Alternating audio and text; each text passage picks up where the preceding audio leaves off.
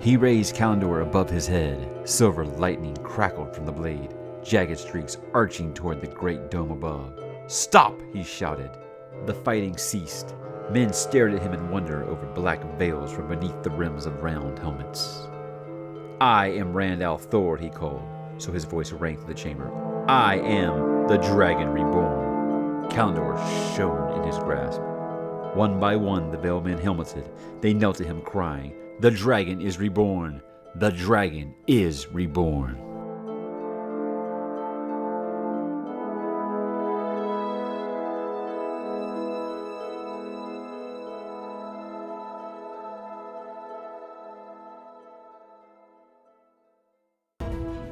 Another week gone, another Wheel of Time book down. I've looked ahead and see if the books do get a bit longer after this, which is crazy. So I doubt I'll be able to keep up this one book per week pace, especially with finals coming up. But here we are. I finished the Dragon Reborn about 15 minutes ago. I'm still kind of hyped up right now from that third act.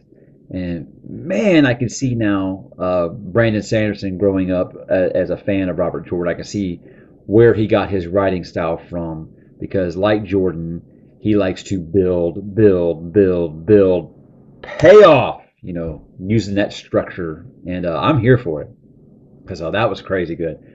What surprised me the most about this book is that Rand is basically a secondary character, kind of like just mostly in the background. That's ballsy by Robert Jordan to name your book "The Dragon Reborn" and then have said dragon not even be at the forefront. I mean, the book's still very much about him, but he's hardly on the page. The bulk of the book is pretty much spent in Tarvalin with Nynaeve, Egwene, and Elaine, and the Amerlin seats Sawan Sanche. I hope I'm pronouncing that right. She decides that they are pretty much the only ones that she can trust. She gives these three that aren't even fully trained Aes Sedai yet the task of hunting down these black Aja Aes Sedai that screwed them over in the last book. So that seems kind of interesting. There's, I guess, 13 of those, and hey, go get them, you guys who aren't even fully trained yet. But is what it is.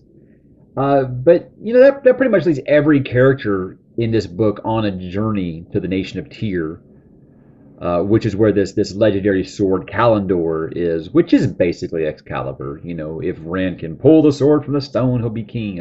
Arthur style, it proves that he's the Dragon Reborn. But he knows he kind of knows he's going slowly insane, and he's super super hyper paranoid about these gray men that which are assassins, and he decides to go to Tyr on his own. And he just thinks like everyone's a dark friend. It's kind of his early descent into madness, which I imagine is only going to get worse as we go along, since this is only book 3 of 13.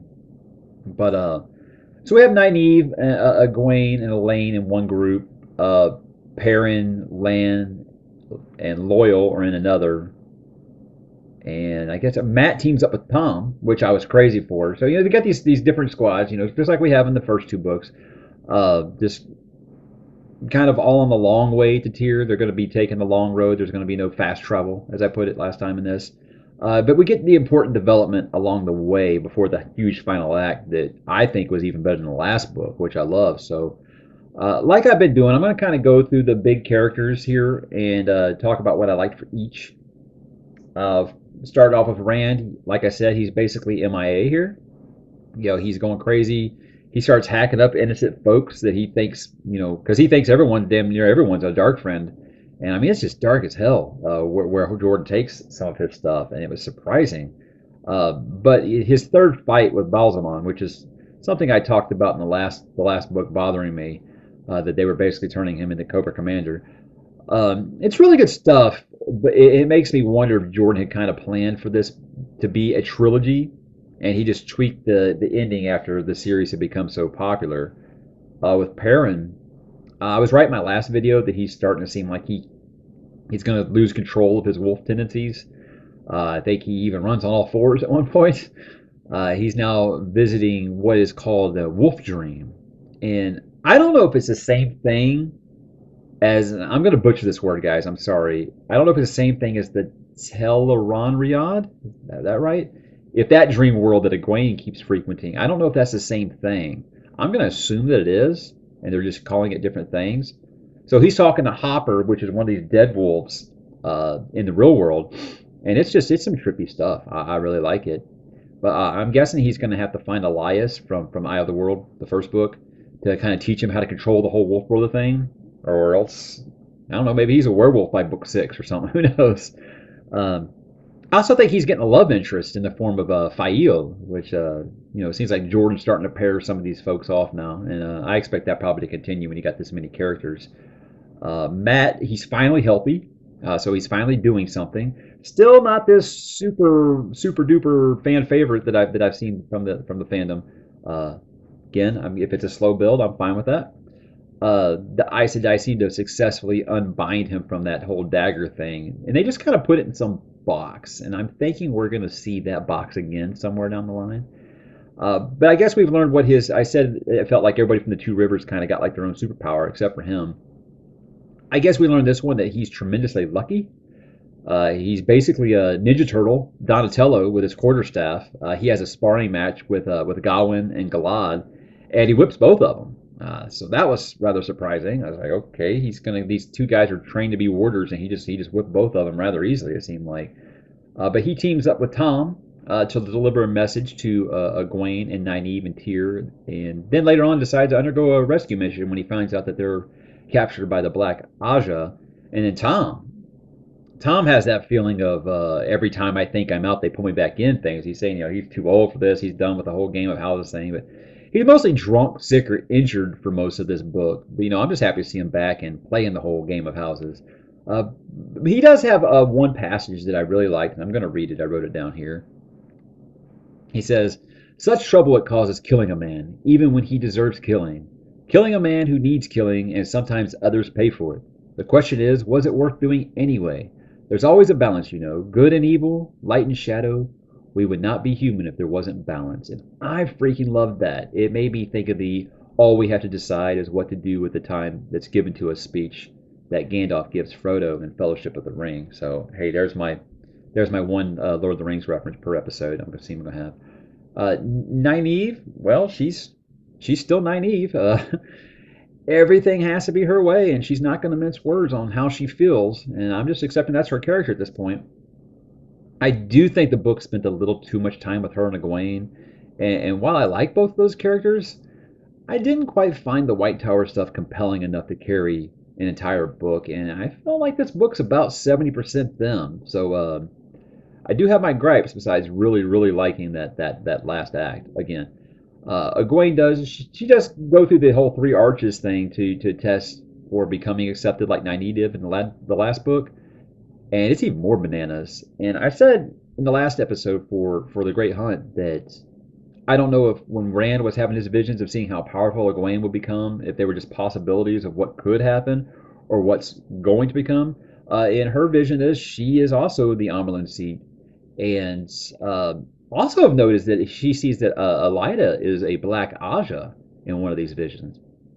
Not sure if that's foreshadowing or not, because I think we do get a POV chapter with Elida, and she's real big about I'm here with this family because they're going to be important in the last battle and stuff. But it does got me keeping an eye on her. So I just feel like if we got a POV chapter from her, she'd be like, if they find out what I'm doing. So she definitely fits the mold. I mean, she is not very happy about Egwene being there, and she definitely treats Elaine and Egwene a little differently there. I do want to add that when Matt gets to Tyr and he to save them, even though they had mostly freed themselves using the whole twisted ring deal, I didn't care for the way they treated him. In fact, I think they even channeled him with using air once, and I just thought that was just really sucky. Uh, I don't know. Matt didn't seem too pleased with it either, and I wonder if that's gonna cause some resentment down the line. It was just rather surprising. I didn't see that happening, and it kind of bothered me. Moraine in this, man. Now we're talking. I have been waiting 3 books to see just how badass she is when the chips were down, and man, did we get it or what? She has a showdown with one of the Forsaken, Balal, I think his name was, and man, she just disintegrates this fool using what is called a balefire.